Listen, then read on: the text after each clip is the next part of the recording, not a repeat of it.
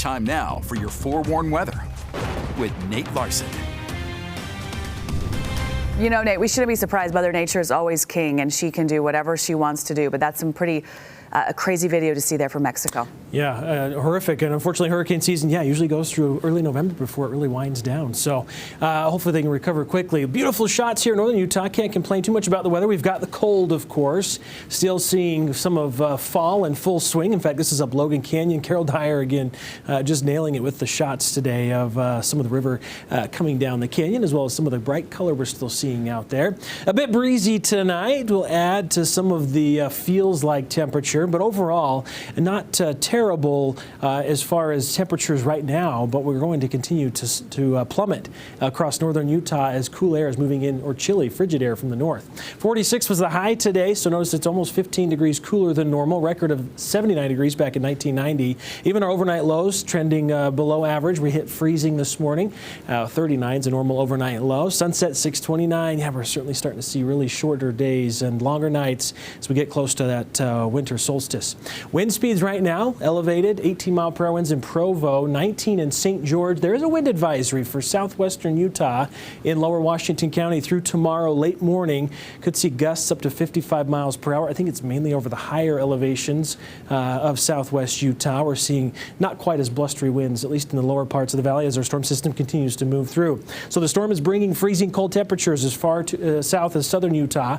We have some warnings in place. We'll show you the freeze warning for lower Washington County, even southeastern Utah, and it's going to take a while to warm back up. It's that time of year when we don't have a lot of, again, long day length, a lot of sunshine, and we typically see a slower warming trend if we do get high pressure in place. Should be dry, though, for Halloween, which is good news. Here's some of the freeze alerts that we're looking at. So freeze warnings, mentioned lower Washington County, temperatures close to freezing tonight, but then tomorrow night into Monday, which is when this freeze warning continues, we could see temperatures to 28 degrees in some spots of lower Washington County.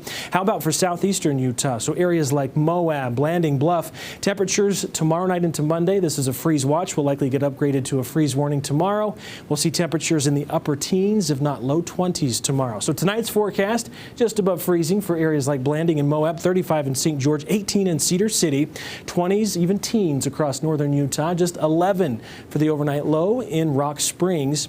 Long-range futurecast showing that trough of low pressure. You can see that counterclockwise rotation starting to slide off to the east.